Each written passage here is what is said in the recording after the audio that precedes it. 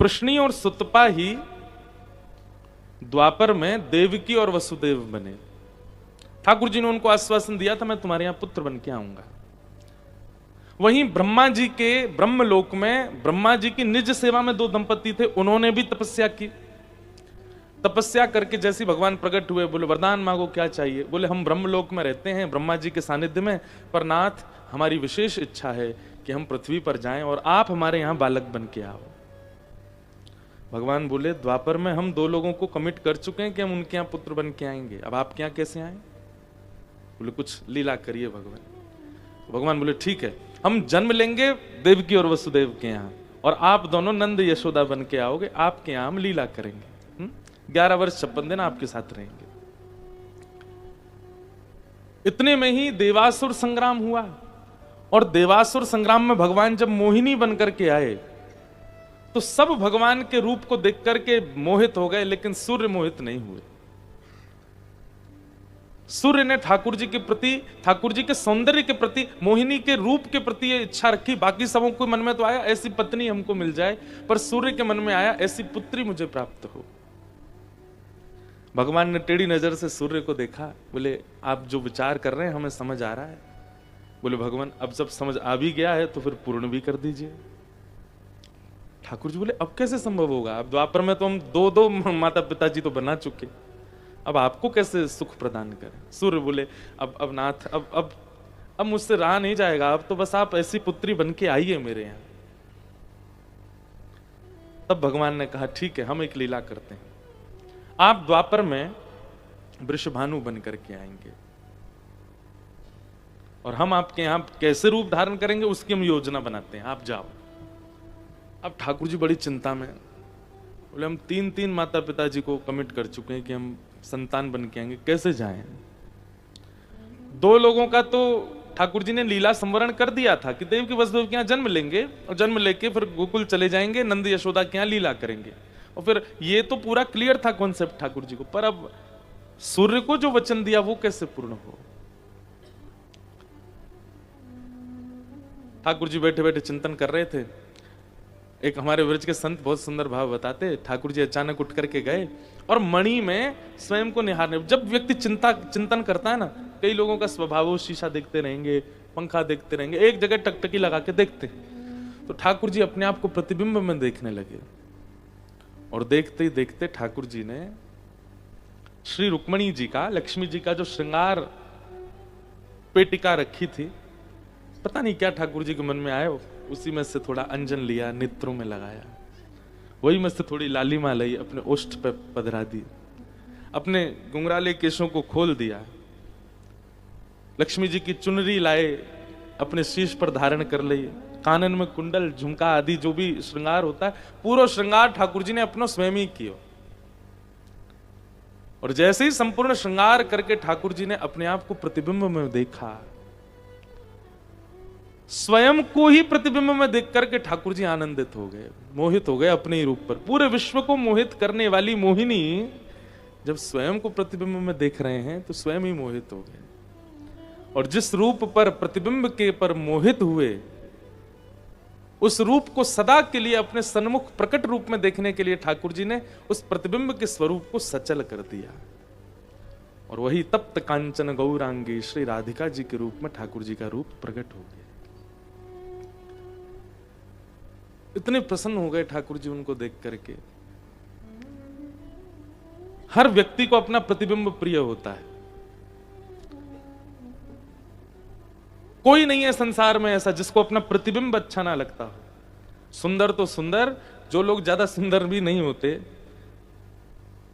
वो भी अपना प्रतिबिंब देख करके हाथ तो मारे ही लेते हैं सिर पर, तो वो भी खुश होते हैं। प्रतिबिंब सबको अच्छा लगता है। ठाकुर जी का प्रतिबिंब ही श्री किशोरी जी। अब तो ऐसी स्थिति हो गई कि ठाकुर जी नेक भी इधर उधर जामे और ठाकुर जी को मन करे मैं फिरते देख लूं, फिरते एक बार देख लूं, और बार बार ठाकुर जी आकर के अपने उस प्रतिबिंब स्वरूप को देखें।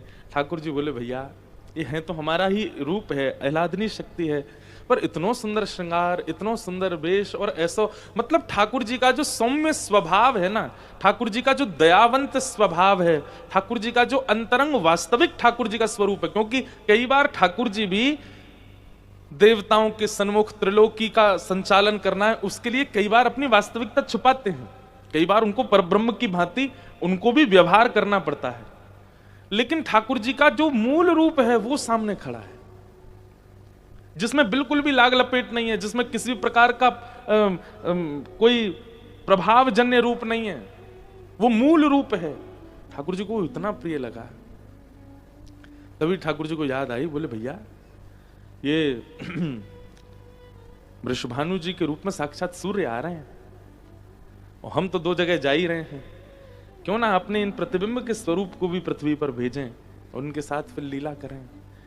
कहीं ज्ञान का प्रकाश, कहीं कहीं मर्यादा का प्रकाश, कहीं वैराग्य का प्रकाश, ये सारे प्रकाश तो हम कर ही रहे हैं, लेकिन प्रेम का प्रकाश होना चाहिए। क्योंकि कलयुग में ज्ञान में भी आडंबर आ जाएगा, कलयुग में वैराग्य में भी आडंबर आ जाएगा, कलयुग में मर्यादाओं के नाम पर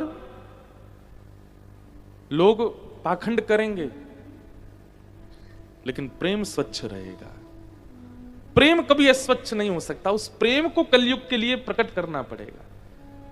तभी ठाकुर जी ने अपने उसी स्वरूप को योजना बना दी, बोले अब आप वृषभानुजा बन करके आइए पृथ्वी पर और हम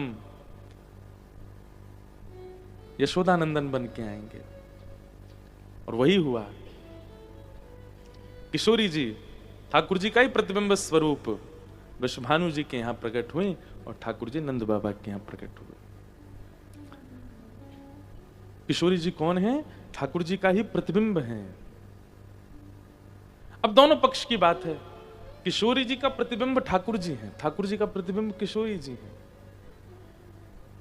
और प्रतिबिंब भले ही सामने आकर के दो लगता हो, पर है एक ही। आपके सामने चार प्रतिबिंब रख दिए जाएं, आप ही चार हो जाओगे। वैसी नाक, वैसे ही कान, वैसे ही आंख, उतना ही कद, उतना ही मोटापा, उतना ही सब कुछ, चार हो जाओगे। ठीक वैसे ही ठाकुर जी का प्रतिबिंब स्वरूप श्री किशोरी जी प्रकट हुई। सब लीलाएं हुई, लेकिन रसिकों के लिए वह लीलाएं हैं। संसार के लोग उन लीलाओं में प्रवेश नहीं कर सकते, उनको तो कुछ भी भाव आ सकता है ठाकुर जी के प्रति।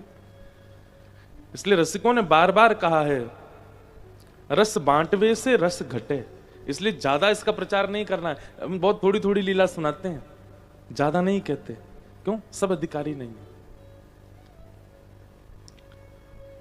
और एक अंतरंग भाव से ठाकुर जी ने उनके साथ विवाह किया, लेकिन विश्व रस का अधिकारी नहीं है, इसलिए विश्व को लीला दिखानी पड़ेगी, विश्व को मर्यादित होकर के दिखाना पड़ेगा। इसलिए ठाकुर जी ने किशोरी जी के साथ श्रीमद् भागवत में प्रकट रूप से विवाह का प्रसंग नहीं दिखाया,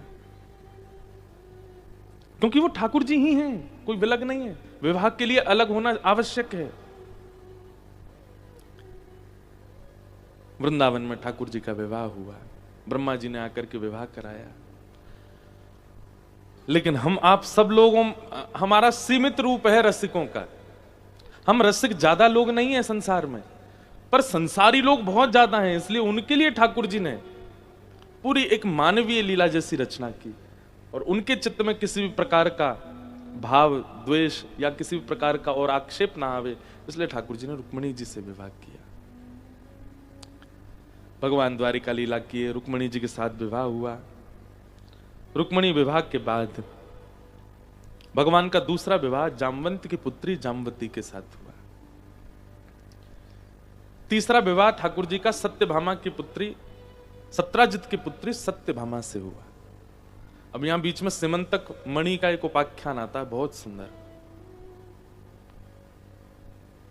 पाप के पिताजी का नाम है लोभ। अगर लोभ आपके चित्त में आ गया है तो निश्चित है लोभ के आते ही सारे अवगुण आते जाएंगे। कोई एक ऐसी बीमारी अगर हमको हो जाए जिस बीमारी से सारी बीमारियां होने की आशंका होती है, ठीक वैसे ही लोभ एक ऐसा दोष है, यदि वो दोष आपके चित्त में आ गया तो सारे दोष उसके पीछे खिंचे चले आएंगे। इसलिए प्रयास कीजिए कि कभी लोभ चित्त में ना आवे, और आवे तो हम एक उपाय बताते हैं बंधुओं। जैसे बीमारी होते ही दवाई खाई जाती है ना, ऐसे ही जैसे ही दोष उत्पन्न होता है ना चित्त में, उसी समय नाम जब प्रारंभ कर दिया कीजिए। लोभ कैसा होता है? किसी के पास कोई अद्भुत वस्तु है, गाड़ी है, गहने हैं, कुछ भी है, या शौहरत है, नाम है, ऐश्वर्य है, कुछ भी देख करके आपके चित्त में आया कि ये मेरा हो जाए, ये लोभ है। जैसे ये भावना आई, आपको पता है कि ये भावना आपके चित्त में आई है, उसी समय नेत्र बंद करके हरे कृष्ण कृष्ण कृष्ण हरे हरे, हरे राम राम राम हरे हरे, कृष्णाय वासुदेवाय हरे परमात्मने प्रणतः क्लेशनाशाय गोविंदाय नमो नमः। या जो भी आपको श्लोक आते हैं, महादेव का आता है, हनुमान जी का आता है, किशोरी जी का आता है, ठाकुर जी का आता है, उसी समय उसका गायन करने लग जाइए। और थोड़ी देर नेत्र बंद करके इष्ट का याद करके वह गाने के बाद फिर पुनः खोल करके देखिए, आपका लोभ प्रकट हुआ, पर आपने प्रकट होते ही औषधि पाली, नष्ट हो जाएगा। रोग पनपते कब हैं? जब रोग आने पर औषधि ना ली जाए। खांसी हो रही है और आप उसका औषधि ना लो तो धीरे धीरे धीरे वही टीबी बन जाएगा, धीरे धीरे धीरे वही कैंसर बन जाएगा, वही मृत्यु का कारण बन जाएगा। ठीक वैसे ही काम, क्रोध, लोभ, मोह, ईर्ष्या, द्वेष, अभिनिवेश, अहंता, ममता, चिंता आदि ये सारे दोष हमारे अंदर आते हैं और हम नजरअंदाज कर देते हैं। अब वो दोष भीतर आया, अब धीरे धीरे धीरे धीरे धीरे धीरे धीरे धीरे वो विकसित हो रहा है। जैसे रोग लंग्स को, किडनी को, आदि आदि ऑर्गन्स को नष्ट करते हैं, ऐसे ये रोग बुद्धि को, मन को, विचारों को नष्ट करते हैं। एंजाइटी, डिप्रेशन, चिंता, इन सबको जन्म देना प्रारंभ करते हैं। और इन रोगों की केवल एक दवाई है, हरेर नाम हरेर नामैव केवलम कलौ नास्त्यैव नास्त्यैव नास्त्यैव गतिरन्यथा। कलयुग में और कोई औषधि नहीं है। लो वैक्सीन बता दी हमने आपको, लगवा लो एक एक शॉट। इसलिए आज से एक नियम बनाइए, आप सुबह नाम जप करते हैं, आप रात्रि सोने से पहले नाम जप करते हैं, आप ब्रह्म मुहूर्त में नाम जप करते हैं, आप कॉलेज जाते हुए नाम जप करते हैं, ऑफिस जाते हुए नाम जप करते हैं, ये सब एक आपका नियम जो अब तक चला रहा रखिए। पर अब नाम जप कब करना है? जैसे ही दोष का प्रादुर्भाव हो तुरंत नाम जप करना। लोभ से बचिए। अगर लोभ चित्त में आता है तो लोभ जब आता है ना तो इतना फर्क नहीं पड़ता, लेकिन आपको नहीं पता है कि वो कितना खतरनाक है। सिमंतक मणि का उपाख्यान इसी भाव से सुनाया गया। एक सत्राजित नाम का यादव रहता था द्वारिका में। उसके पास एक मणि थी, उस मणि का नाम था सिमंतक मणि। और ये सिमंतक मणि उसको सूर्य ने प्रदान की थी प्रसन्न होकर के। मणि का नियम था कि रोज 3, 4, 6 घंटे उसकी पूजा करो, तो उस मणि का ऐसा प्रभाव था कि कहीं से भी हजारों किलो सोना आपके घर आएगा। भगवान को जब ये बात पता चली तो ठाकुर जी बोले, एक व्यक्ति, इसकी एक बेटी, एक इसका भाई, ये छोटा सा परिवार इनका, ये हजारों किलो सोने का अकेले क्या करेंगे? कोई प्रयोग, अरे वो एक दिन में जितना सोना मिलता है उसका भी ये पूरे जीवन भरपाई कर दें तो भी ये उसको भोग नहीं पाएंगे। क्या फायदा? उसका कोई फायदा तो हो नहीं रहा है। अति में कुछ भी अच्छा नहीं है बंधुओं। हमारे गुरुदेव कहते हैं कि अति में ज्ञान भी अच्छा नहीं है। बहुत ज्यादा ज्ञान जिन लोगों को हो जाता है ना, वो सबको मूर्ख ही समझते हैं, वो किसी को आदमी नहीं समझते।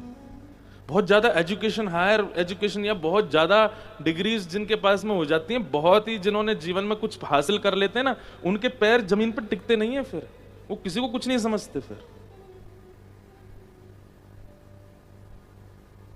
इसलिए थोड़े अपूर्ण रहा कीजिए। घड़े में अपूर्णता होती है ना, तभी उसमें और भर सकता है। चलो एक और बात बताएं, गरम गिलास हो चाय का, दूध का, कोई भर के दे दे लबालब, आप पी ही नहीं पाओगे क्योंकि भरा है। थोड़ा सा कम हो तो उसको लेने में सुविधा होती है। कुछ भी हो, जल हो आदि, पात्र यदि पूरा भरा है तो उसको आप सहजता से सेवन नहीं कर सकते। ऐसे ही व्यक्ति यदि बहुत ज्यादा ही चीजों से लबालब भरा पड़ा है, उसको सहजता से आप अपने जीवन में आश्रय नहीं दे सकते। इसलिए मैं ऐसा कहता हूं, कल भी मैं एक यूनिवर्सिटी में गया, वहां के सारे बच्चे वहां भी मैंने कहा भाई देखो बहुत बढ़िया चल रहे हो तुम लोग, कोई दिक्कत नहीं है, एक नंबर काम चल रहा है आप लोगों का, डिमोटिवेट क्यों होना है? थोड़ा सा अपूर्ण रहा कीजिए। सब जानना, सब पहचानना, सब जरूरी नहीं होता है। और संसार में जीवन सबसे बड़ा गुरु है, हर दिन आपको कुछ ना कुछ सिखा देता है, और जितना सीख रहे हो ना अच्छा है। हाँ, अपने कर्तव्यों के निर्वहन के लिए, अपने कार्य की पूर्णता के लिए आपको सीखना चाहिए। पर कई लोग होते हैं उनका दिमाग कीड़ा बन जाता है, उनको सब पता होना चाहिए। उनको पॉलिटिक्स पूछ लो, उनको ये भी पता है, उनको व्यवहार पूछ लो, ये भी पता है, शादी ब्याह की पूछ लो, ये भी पता है, आध्यात्म पूछ लो, इसमें भी माहिर हैं। ऐसा व्यक्ति आप देखेंगे उसके आप बैठ नहीं पाओगे पास में। कई लोग ऐसे होते हैं, उनके बगल में बैठ जाओ तो ऐसा लगता है कि सारी एनर्जी खींच ली हो इन्होंने हमारी। मुझे तो बहुत ऐसा अनुभव होता है, मैं ज्यादा लोगों से मिलता हूं ना तो फिर मुझे बहुत कमजोरी लगने लगती है। इसलिए थोड़ा अपूर्ण रहिए, परिपूर्ण होना आवश्यक नहीं है।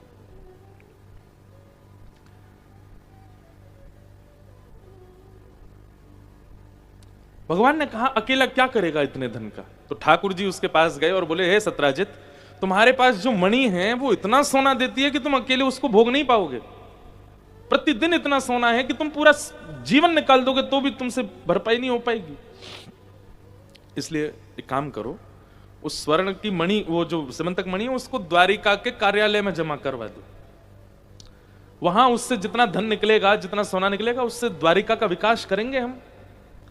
आपको पता है द्वारिका कितनी बड़ी थी? भागवत जी में एक संकेत किया है जो समुद्र में डूब चुकी है। अब लोग बाग इसको मानेंगे नहीं, लेकिन ये वास्तविकता है। यदुवंशियों के बालक जिन विद्यालयों में पढ़ते हैं, एक एक कक्षा में 30-30 बालक पढ़ता है। उन एक एक कक्षाओं को पढ़ाने वाले अध्यापक, एक कक्षा में एक अध्यापक और 30 बच्चे, तो अध्यापकों की संख्या लिखी है 30 करोड़ के लगभग। कितने? अब सोचो, एक अध्यापक के नीचे 30 बालक पढ़ते हैं। ये तो बालकों की संख्या है द्वारिका में। कितनी बड़ी है द्वारिका! वो सामान्य नहीं है जिसको हम सोचते हैं नेक्सा सा टुकड़ा होगा, डूब गया। अति विशाल है द्वारिका। यदुवंश सामान्य नहीं था, जिसका नाश हुआ भगवत गमन के बाद, वो यदुवंश बहुत बड़ा था। इसीलिए तो ठाकुर जी ने उनका नाश करवाया, बोले इन सबको शक्ति मिल गई है। अच्छा देखो, मैं पहले ही सुना देता हूं यदुवंश के नाश का कारण क्या था। प्रभु श्री राम जब रावण से युद्ध करने के लिए गए, जब सुग्रीव ने बानरों की सेना बुलाई, रीछ बुलाए, आदि आदि सब बुलाए, चाहे कितनी भी प्रचंड सेना आ जाए बानरों की, रावण के आगे कुछ नहीं है। रावण इतना भयावह, इतना भयानक राक्षस था, और उसकी सेना इतनी प्रबल थी कि उनसे कोई बानरों की सेना, मानवों की सेना लड़े तो समझा, बानरों की सेना। तो क्या हुआ था? भगवान श्री राम ने एक रात्रि में सब बानरों को देखा, और जैसा बल भगवत तत्व में होता है, 6 गुण जिसमें उसको भगवान कहते हैं, ऐसे 6 गुणों से युक्त समस्त बानरों को कर दिया। मतलब प्रभु श्री राम के समान बलवान सारे बानर हो चुके थे राम रावण युद्ध में। और बानरों को यह बात पता थी कि हमारा बल नहीं है, राम जी ने दिया है। जब हनुमान जी जाते हैं लंका तो वो कहते हैं, तब प्रताप रघुनाथ, ये मेरा प्रताप नहीं है, या हम बानरों में जो कोई भी युद्ध कर रहा है, ये हमारा प्रताप नहीं है, राम जी नहीं, हम सबको अपना बल दिया है। और जैसे ही राम रावण युद्ध पूर्ण हुआ, बानरों ने अयोध्या आकर के अपना सारा बल ठाकुर जी को वापस कर दिया। बोले नाथ, बल की हमें आवश्यकता नहीं है, ये तो आपके कार्य सिद्धि के लिए आपने हमको दिया, आप वापस लीजिए। ठीक वैसे ही पृथ्वी का भार हल्का करने के लिए भगवान ने यदुवंशियों को भी अपने समान बल दिया। यदुवंशी सब जाते थे भगवान के साथ युद्ध करने, बड़े बड़े राक्षसों को मारते थे, लेकिन राक्षस वध हो गया, पृथ्वी का भार कम हो गया, यदुवंशियों को उस बल का गुमान होने लगा कि हम भगवान से कम है क्या। कोई कहता भैया हमारे घर में ब्याह है, द्वारिकाधीश आ जाएंगे, अरे उनसे क्या, हम आ जाएंगे, हमारी भी 4 भुजाएं, हमारे पास भी शंख चक्र गदा पद्म है, हमसे मांगो जो चाहिए देंगे हम, क्योंकि सब ठाकुर जी के समान बलवान हो चुके हैं। ये कारण था। ठाकुर जी बोले इनको बल दिया गया था कि पृथ्वी का भार हल्का करना, परंतु ये इस बल का दुरुपयोग कर रहे हैं। अगर मेरे जाने के बाद इन सबको नष्ट नहीं किया गया तो मैं पृथ्वी का भार हल्का करने आया था, मेरा परिवार ही भार बन जाएगा पृथ्वी पर। इसलिए ठाकुर जी ने संतों को शाप का कारण बना करके अपने परिवार को ही शाप लगवाया, पृथ्वी पर भार ना बने। अति सर्वत्र वर्जयेत, अति किसी की भी अच्छी नहीं होती।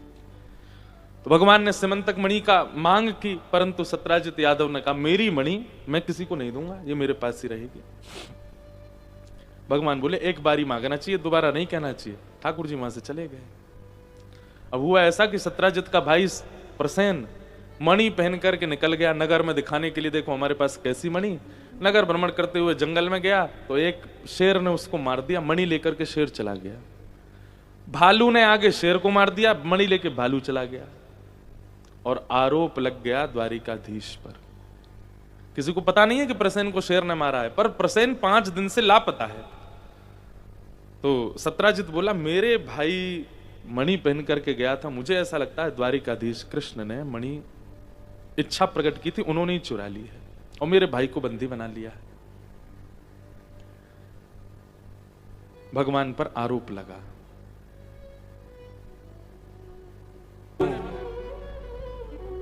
इस पृथ्वी पर आने पर जब प्रभु श्री राम और कृष्ण पर भी लोग प्रश्न चिन्ह उठाते हैं तो हम तो मानव हैं।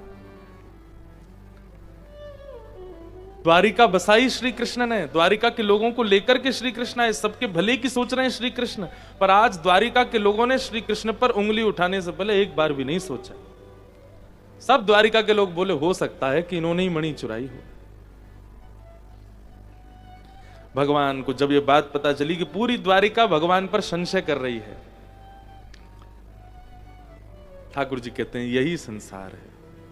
यहां आप कितना भी कर मिटिए, कितना भी कर लीजिए, आपकी इतनी सी चूक और आपके जीवन के किए हुए सारे सत्कर्मों को भूल जाते हैं लोग, वो याद नहीं रखेंगे। लेकिन आपने एक क्षण में जो गलती की है उसको कह कह करके, याद कर करके आपके अंतिम दिन तक, अंतिम श्वास तक, अरे कहां तक कहें, जब व्यक्ति मर रहा होता है और उसका शमशान पर शव जल रहा होता है तब भी 4 लोग कह रहे हो यार आदमी तो अच्छा था, बढ़िया था, इसने ऐसे किया था वैसे किया, फिर एक निकल के आएगा वो सब छोड़, वो भूल गए तुम, ऐसा भी तो किया था इसने। माता पिता बहुत दुखी थे इसके, पत्नी को बहुत परेशान किया, बच्चे ऐसे। वहां पर भी लोग एक बात जो आपने गलत कर दी जीवन में उसी को ही बोलेंगे। ठाकुर जी ने क्या किया द्वारिका के लोगों के लिए, ये द्वारिका के लोगों को नहीं समझ आया। लेकिन आज एक झूठी खबर फैल गई कि भाई मणि भगवान ने चुरा ली, तो सबने मोहर लगा दी, हां चुराई होगी निश्चित ही।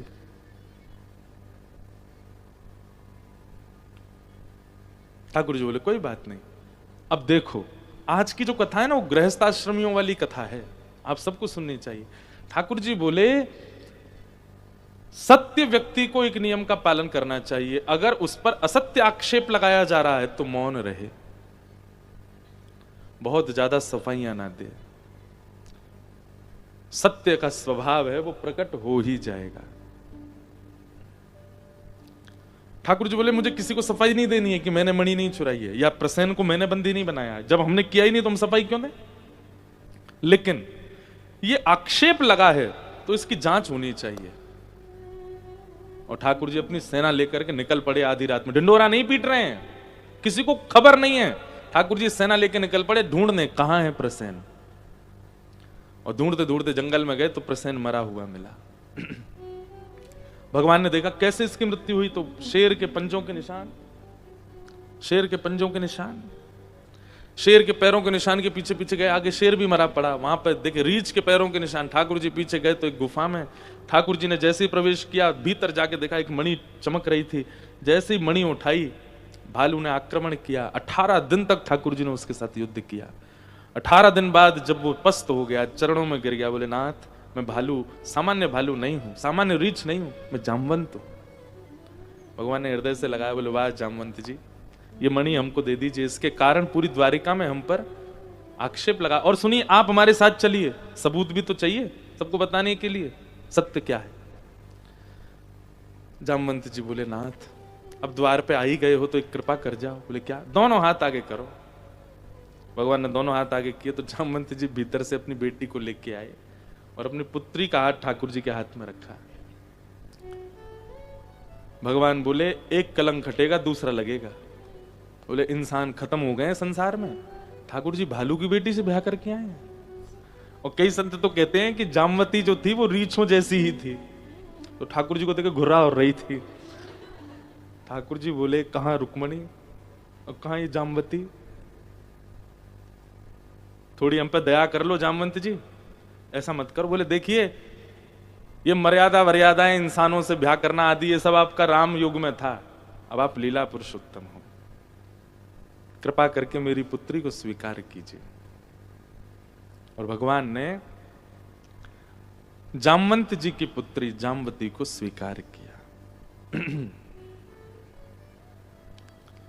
दूसरा विवाह ठाकुर जी का जामवती के साथ हुआ। द्वारिका आकर के ठाकुर जी ने मणि दिखाई और सब प्रस्तावित हो गया कि भाई मणि ठाकुर जी पे नहीं थी। द्वारिका के लोग रोने लगे, भगवान हमको क्षमा कर दो, हमने बहुत बड़ा अपराध कर दिया, आप पर आक्षेप लगाया। भगवान बोले कोई बात नहीं। अब आक्षेप उल्टा हो गया, जिसने खबर फैलाई थी कि भगवान ने मणि चुराई, अब लोग उसको ही गाली देने लगे। संसार भी वास्तव में बड़ा विचित्र है, नारेबाजी वाले लोग हैं हम, जहां की तरफ पल्ला भारी वहीं का नारा भारी। अब सब उसको गाली देने लगे, तेने हमारे भगवान के ऊपर आक्षेप लगाया, एक बार भी नहीं सोचा, तुमने इतना बड़ा वो कर दिया, आदि आदि सब उसको डांटने लगे। सत्राजित बोला मेरा तो निकलना दुष्कर हो गया, क्या करूं, द्वारिका के लोग मुझे मारने डोल रहे हैं। तब उसने सोचा अगर मेरी बेटी का ब्याह भगवान कृष्ण से हो जाए और ये मेरे संबंधी हो जाएं, तो अब देखो विवाह प्रमुख नहीं है, नाम बचना चाहिए हमारा। जबकि सत्राजित की बेटी जो सत्यभामा थी वो पहले से ही ठाकुर जी से ब्याह करना चाहती थी, तो सत्राजित कहता था तेरा ब्याह अरे गहरे से नहीं करूंगा मैं, तेरा ब्याह तो एक सतधनवा नाम का व्यक्ति था। अब देखो भागवत जी में इतने पात्र हैं, लिखते लिखते डायरियां बढ़ जाती हैं और सब याद और रखने पड़ते हैं। सतधनवा, सतधनवा से सत्यभामा की पहले सगाई हो चुकी थी, शादी होने वाली थी, और उस बीच में पिताजी क्या कह रहे हैं, अब सतधनवा से नहीं, अब तो कृष्ण से ही ब्याह होगा तुम्हारा, क्योंकि मेरा नाम बच जाएगा। सत्यभामा जी का ब्याह भगवान के सामने रखा। ठाकुर जी बोले वो तो पहले से ही चाहती थी ब्याह करना, आप ही नहीं करा रहे थे, लाओ करा दो। ठाकुर जी तैयार बैठे। और तीसरा ब्याह भगवान का सत्यभामा के साथ हुआ। एक बढ़िया से पात्र में सजा करके रेशमी कपड़ा में मणि लेके आया सत्राजित। बोले नाथ ये दहेज है। भगवान बोले इसको ले जाओ मेरे से दूर, ये नहीं चाहिए मुझे, इसको मत लाना मेरे पास, हम पुत्री आ गई आपकी बहुत है, बस ये नहीं चाहिए। बंधु दहेज क्या है पता है आपको? पिता की दो संपत्ति होती है, चल और अचल। पिता की अचल संपत्ति पर अधिकार होता है पुत्र का, लेकिन अधिकार नहीं होता, पिता चाहे तो अधिकार होता है। जैसे प्रॉपर्टीज हो गई, घर हो गया, ये पुत्र के नाम जाता है। और पिता की जो चल संपत्ति है इस पर अधिकार होता है पुत्री का। लेकिन इन दोनों के विभाजन में पिता की इच्छा प्रधान है, वो क्या देना चाहता है, कितना। पुत्र पुत्री नहीं कह सकते लड़के हमें दो। दहेज प्रथा बुरी नहीं है, उसको बुरा बना दिया है। क्यों? क्योंकि तीसरी पार्टी बोलती है कि हमें ये चाहिए, उनका तो अधिकार ही नहीं है कुछ बोलने का। दहेज प्रथा में यह था कि पिता अपनी पुत्री को दूसरे घर भेज रहा है, विवाह कर रहा है, तो अपनी पुत्री के सुख के लिए पिता ही विचार करता था, मैं इसको ये दूं बधाई के रूप में, चल संपत्ति। पर अब ये बिगड़ कब से गया? जब से डिमांडिंग हो गई। भगवान ने दहेज लेने से मना कर दिया। अब एक नई घटना घट गई। क्या? सतधनवा जिससे सगाई हो गई थी सत्यभामा की, उसको पता चला कि मेरा ब्याह तो टूट गया, मेरी मंगेतर से तो ब्याह कर लिया कृष्ण ने।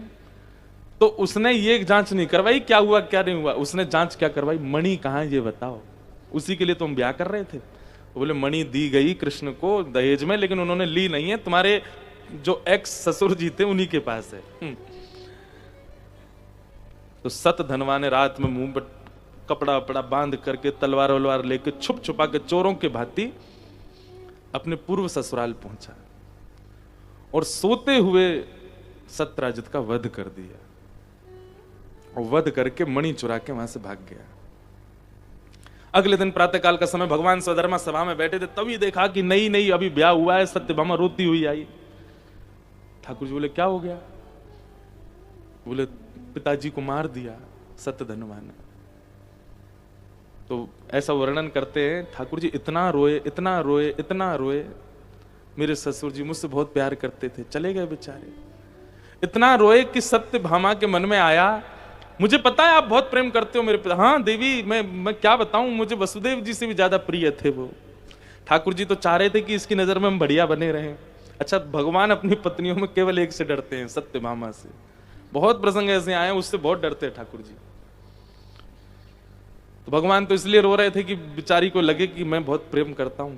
लेकिन सत्यभामा बड़ी चतुर, बोली आप रोइए मत, मेरे और आपके आंख के आंसू तभी पूछेंगे, मेरे पिता की मृत्यु का बदला आप ही लोगे, जाओ जाओ। और जिसने मेरे पिता को मारा उसको मार के आइए और मणि लेके आइए, अब उस मणि पर अधिकार मेरा और आपका। आप, मैं प्रथम पुत्री, आप प्रथम पुत्र हैं मेरे पिता के। भगवान बोले ये मणि कब जाएगी मेरे जीवन से? ये जब से मणि आई है। ठाकुर जी आज बहुत एग्जॉशन में आ गए अपनी। अब सतधनवा को अक्रूर जी महाराज, जो भगवान को ब्रज से लेके आए थे, अक्रूर जी सतधनवा के मित्र थे। सतधनवा ने किसी को नहीं बताया, उन्हीं को होता। बोले मैंने अपने पुराने ससुर जी को मार दिया और मणि चुरा लाया हूं। बोले सुन, तू जानता है तेरे ससुर जी नहीं, उनका दामाद कौन है? कृष्ण। वो तुझे जीवित नहीं छोड़ेंगे। बोले क्या करूं? बोले एक काम कर, तू मणि मुझे दे दे और तू भाग जा। अगर तू पकड़ा भी गया, मणि तेरे पास नहीं मिली, तो कम से कम जीवित तो रहेगा। वो मणि दे दी अक्रूर जी को, वो भागा। भगवान ने उसका पता कराया, पता करके उसको ढूंढा, ढूंढ करके जैसे ही उसका जांच करी, नहीं मिली, तो ठाकुर जी को तो क्रोध था, मार दिया उसको। लेकिन मणि नहीं मिली। सब जगह उसका घर आदि सब छान लिया, कहीं मणि नहीं मिली। ठाकुर जी खाली हाथ लौट करके आ गए द्वारिका। द्वारिका जैसी आए तो द्वार पे ही खड़ी थी सत्यभामा। आपने मारा मेरे पिता के हत्यारे को? भगवान बोले हाँ हमने मार दिया, प्रजा ने सबूत दे दिया, हाँ मार के आए हैं। अच्छा लाइए मणि दे दीजिए, मैं रख दूं उसको तिजोरी में। ठाकुर जी बोले वही बात थी देवी, बताना चाह रहा था, मणि नहीं मिली उसके पास। तो कहां गई मणि? बोले पता नहीं, मैंने तो बहुत सब उसके जो भी ठिकाने थे सब जगह देख लिया, मणि नहीं थी उसके पास। सत्यभामा के नेत्र बंद हो गए और नेत्र बंद करके सत्यभामा भी मन में सोचने लगी, मणि पर नजर तो इनकी पहले से थी, हो सकता है इन्होंने कहीं छुपा ली हो ताकि मैं ना अपना अधिकार मांगूं। और कहीं रुक्मणी आदि भी तो है ना पटरानियां, सबकी भरपाई करनी है इनको। ये बहुत चतुर हैं। ऐसा ऐसा ठाकुर जी के लिए सोचने लगी। ठाकुर जी तो अंतर्यामी हैं। भगवान बोले भैया संसार के लोग सावधान हो जाओ, सगी पत्नी भी आप पर संशय कर सकती है, ये संसार का नियम है। और 1 वर्ष तक सत्यभामा ने भगवान से बात नहीं की। ठाकुर जी जाते थे सत्यभामा के पास तो बस बैठती उठती, कुछ चर्चा नहीं करती। उसके मन में था कि इन्होंने मणि रख ली है।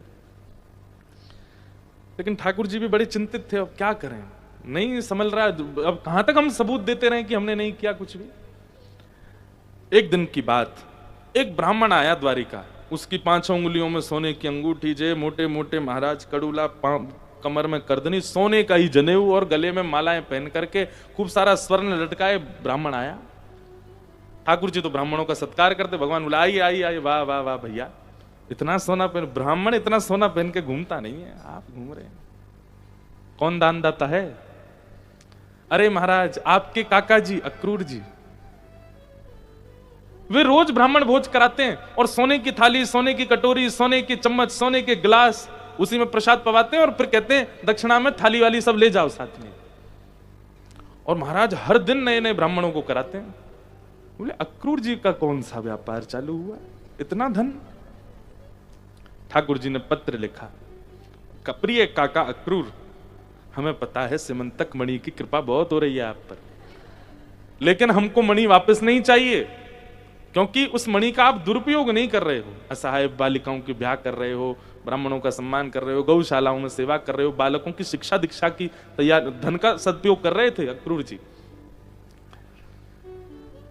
हम बस इतना चाहते हैं आप मणि लेके द्वारिका आके एक बार सबको बता दीजिए कि मणि आपके पास है। तब अक्रूर जी आए।